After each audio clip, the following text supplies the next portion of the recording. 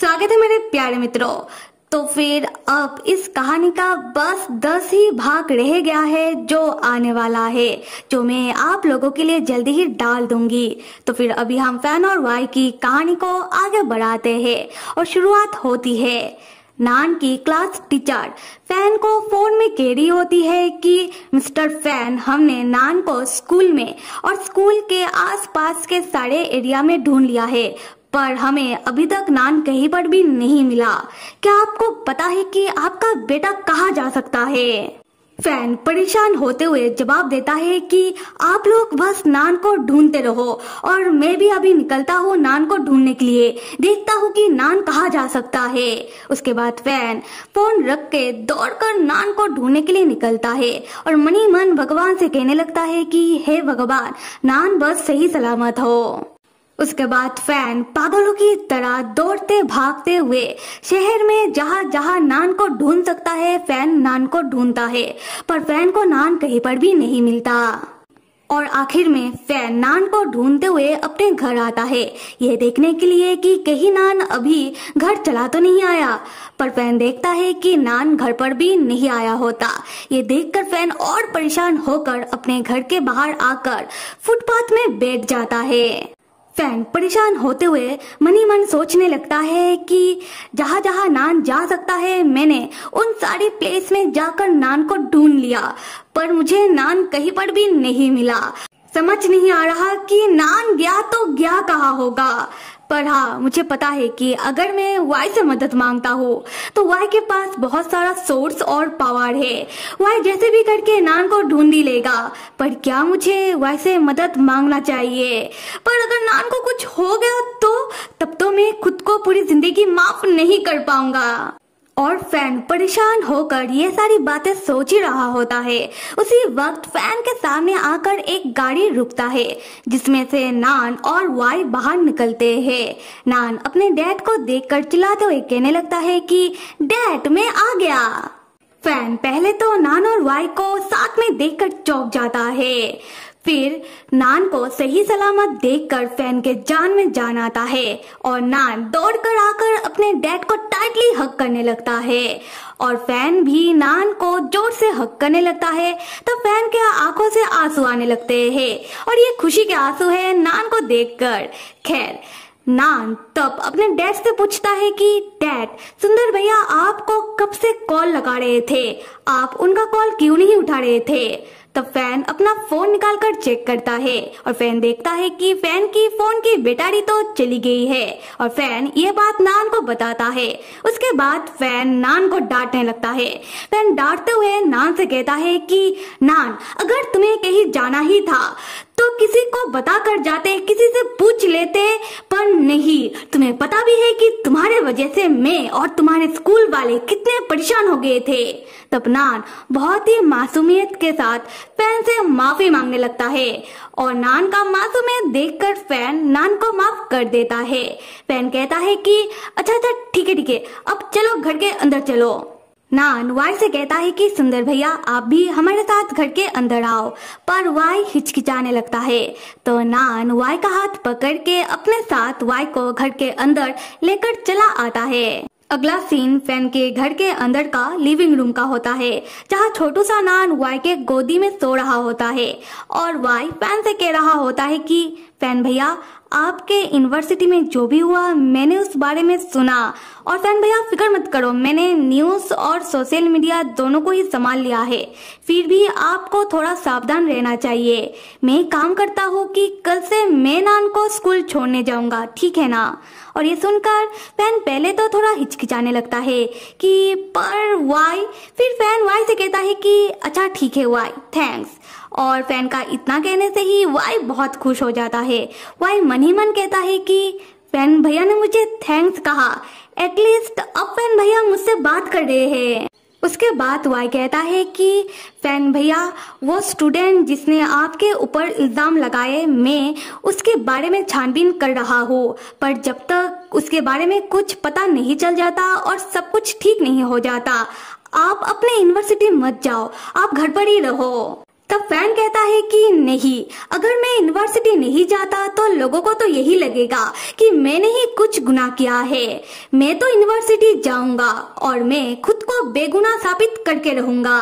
उसके बाद fan Y से कहता है कि वाई, तुम्हारा शुक्रिया मेरा मदद करने के लिए, पर देखो वाई, ये मेरा दिक्कत है तो मैं अपनी दिक्कतों को खुद ही संभाल लूंगा। वाई कहता है कि ठीक है फैन भैया, मैं समझ रहा हूँ, पर फैन भैया मैं आपका मदद करना चाहता हूँ। उसी वक्त नान नींद में से रोते हुए जाग जाता है और कहने लगता है कि सुंदर भैया पुलिस डैड को पकड़ के ले जा रहे हैं। ये कहते हुए नान रोने लगता है। नान को इस तरीके से रोता हुआ देखकर फैन परेशान होने लगता है। फैन नान का गाल पकड़ के कहता है कि नान बेटे इधर देखो, मुझे कोई भी अपने साथ पकड़ के नहीं ले जा रहा, मैं तुम्हारे पास ही हूँ। और वाई भी नान को समझाते हुए कहता है कि नान तुम डरना बंद करो, तुमने बस बुरा सपना देखा है। नान जो बस रो ही जा रहा था। नान अपने डैड से कहता है कि डैड, मैंने सपने में देखा है कि बहुत सारी पुलिस हमारे घर का दरवाजा तोड़कर हमारे घर के अंदर चले आते हैं और वो लोग कह रहे थे कि आपने गलत किया है, फिर वो लोग आपको अपने साथ लेकर जा रहे थे। वाई तब नान से कहता है कि नान तुम ज्यादा मत सोचो, मैं हूं ना, मेरे होते हुए तुम्हारे डैड को कोई भी लेकर नहीं जा सकता। तब नान कहता है कि हाँ सुंदर भैया आप हो, सुंदर भैया आप आज रात कहीं पर भी मत जाओ, आप हमारे साथ रुक जाओ और डैड का ध्यान रखो। अगर आप चले जाओगे तो नान सो नहीं पाएगा, नान को डर लगेगा कि कोई आकर नान के डैड को लेकर चला जाएगा। नान वाई को उन लोगों के साथ रात में रुकने के लिए कह रहा होता है, पर वाई क्या जवाब दे वाई को समझ नहीं आ रहा होता। वाई हिचकिचाने लगता है क्योंकि वाई को लग रहा होता है कि वाई ने जो भी किया उसके बाद तो फैन कभी भी वाई को फैन के घर में रुकने नहीं देगा। दूसरी तरफ हम फैन को देखते हैं जो नान और वाई को गौर से देख रहा होता है और मन ही मन सोच रहा होता है कि नान वाई के ऊपर कितना विश्वास करता है और वाई है वो जो नान को वापस लेकर आया है और वाई ने फैन का भी मदद किया है। तो अगर अभी फैन वाई को मना कर दे तो ये सही नहीं रहेगा।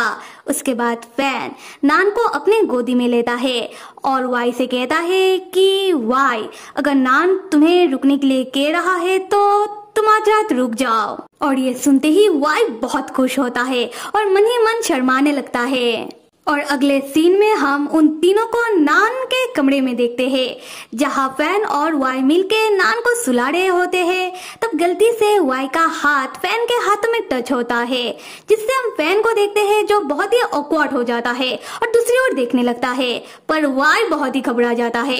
वाई तुरंत अपना हाथ हटा लेता है और फैन से माफी मांगने लगता है। फिर वाई उठकर बैठता है और फैन से कहने लगता है कि फैन भैया नान सो गया है और वैसे भी नान आज बहुत ही थक गया है तो नान रात में नहीं उठेगा और मैं अभी वापस चलता हूँ। ये सुनते ही फैन भी उठकर बैठता है। फैन वाई से पूछता है कि क्या तुम वापस जा रहे हो? वाई तब हिचकिचाते हुए कहता है कि हाँ, क्योंकि मुझे अकेला सोना है। मतलब कि फैन भैया आज जो भी हुआ उससे आप भी बहुत ही थक गए होंगे तो आप आराम करो और मैं आऊंगा ना, मैं कल सुबह आऊंगा और मैं आकर नान को स्कूल लेकर जाऊंगा। फैन तब वाई से कहता है कि वाई तुम्हें परेशानी होगी। वाई जाते हुए फैन से ये कहते हुए जाता है कि आप गैर थोड़ी ना हो, आप तो मेरे अपने हो। उसके बाद वाई चला जाता है।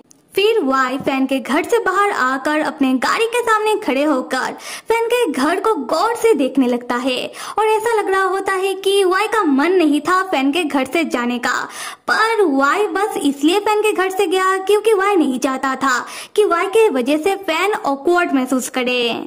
दूसरी तरफ फैन भी कमरे के अंदर से खिड़की के बाहर छुपकर वाई को जाते हुए देख रहा होता है और मन में वाई का नाम लेता है। अगले सीन में हम देखते हैं कि वाई अपने गाड़ी से अपने घर की ओर आ रहा होता है। तब वाई को वाई के काम के बंदे कॉल करते हैं और वो लोग वाई को बताते हैं कि सर आपने जैसा कहा बिल्कुल वैसा ही हुआ है। आपके कहने पर हमने उस लड़की स्टूडेंट पैन का पीछा किया और बहुत देर पीछा करने के बाद हमने देखा कि वो स्टूडेंट जाकर योजिन से मिलती है।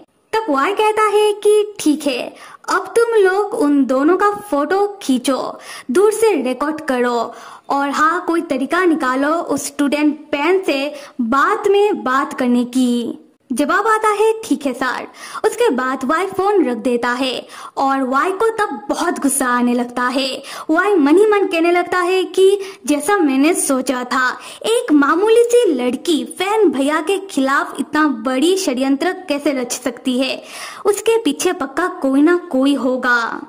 और एक टीचर ने अपने ही स्टूडेंट के साथ हैरेसमेंट की है। ये बहुत बड़ा केस होता है।